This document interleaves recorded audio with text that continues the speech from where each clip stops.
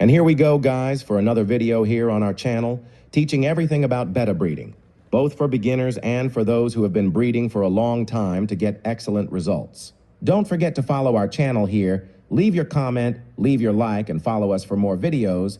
And don't forget to look at the link I leave in the fixed comment and also in the video description, which is the link to our betta breeding manual, Breeding Bettas Without Secrets, which will teach you everything about betta breeding and will help you provide a better life for your fish. In this 20-liter bucket, I poured enough water to fill it to a height of 12 centimeters and used anti-chlorine. Then I put the male betta in to float and balance the temperature before releasing it into its breeding environment. I add a little water from the bucket to the container to adjust the temperature and also the pH. After a few minutes, you can release the betta into its breeding environment.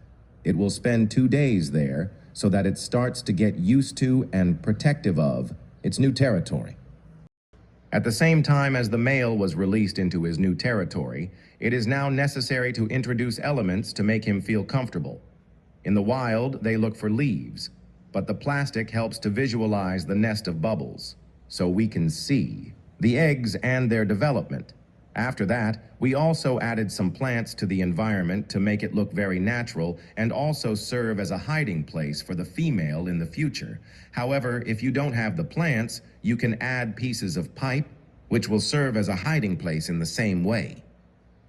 Now I'm going to add pieces of the Terminalia catappa leaf, commonly called tropical almond or Indian almond. This leaf has bactericidal and fungicidal substances that protect the betta's eggs, as well as making slight changes to the pH of the water, stimulating the betta's reproduction. I'm going to put it in small pieces so that he doesn't use them as a support to make the nest, as I want to observe the nest in the transparent plastic.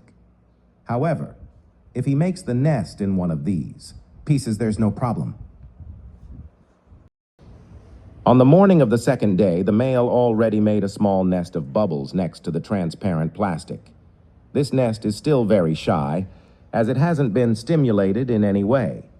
When he sees the female in the same environment, he will tend to make many more bubbles. So let's add the female so she can start preparing the nest better.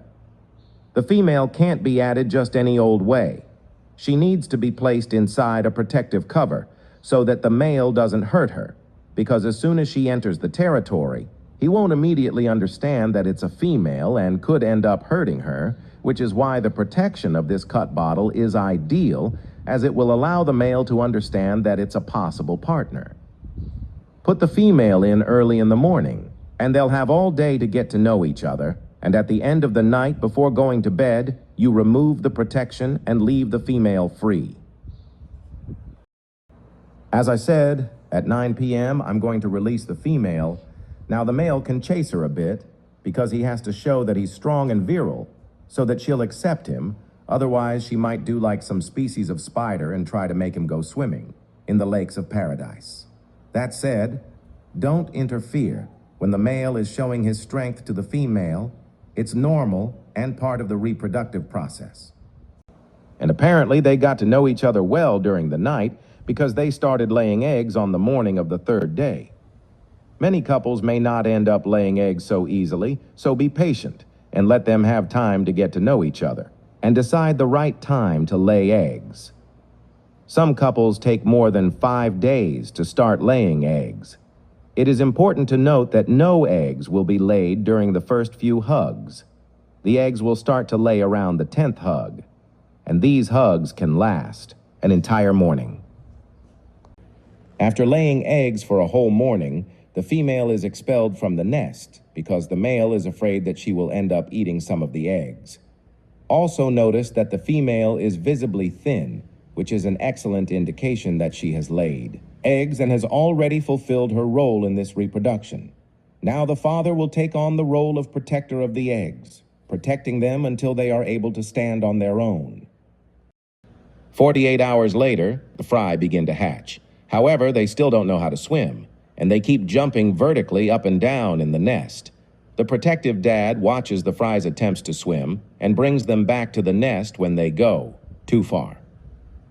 This will last for about 4 days until they learn to swim and have used up all the energy that comes from their yolk sac. From that moment on, they will be swimming like adult betta fish, horizontally, and they will be able to receive their first food. Leave a comment if you want me to make a video teaching you how to feed the fry. And that's it, guys. Don't forget to follow our channel, leave your comment, like it, and follow for more videos.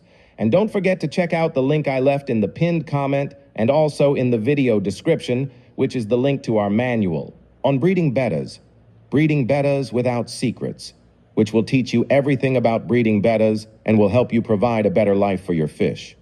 Thanks, guys. See you in the next video.